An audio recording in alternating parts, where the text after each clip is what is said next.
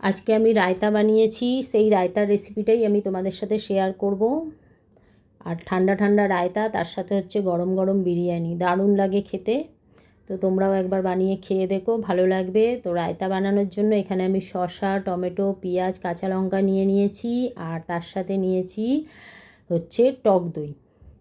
এটা হচ্ছে টক দইটা ঘরে পাতা টক দই, তোমরা চাইলে বাজার থেকে কিনে এনেও করতে পারো। আর দেখো এখানে সব কুচি কুচি করে কেটে নিয়েছি, একদম ছোটো ছোটো করে কুচি কুচি করে কেটে নিতে হবে। আর এখানে টক দইয়ের মধ্যে আমি অল্প পরিমাণ জল মিশিয়ে দেখো এরকম টক দইটাকে এরকমভাবে কাদা কাদা মতন বানিয়ে নিতে হবে। বেশি জল দিয়ে পাতলা করা যাবে না, এরকম কাদা কাদা হবে মিশ্রণটা। এবার এর মধ্যে আমি সব কুচি করা শসা, টমেটো, পেঁয়াজ, কাঁচা লঙ্কা সব দিয়ে দেবো। যে যেরকম পরিমাণ ঝাল খেতে চাও, ঝাল ঝালও ভালো লাগে, আবার লঙ্কাটা অ্যাভয়েডও করতে পারো। আর এর মধ্যে দিয়ে দেবো পরিমাণ মতো বিট লবণ, দিয়ে এই মিশ্রণটা ভালো করে মিশিয়ে নেব।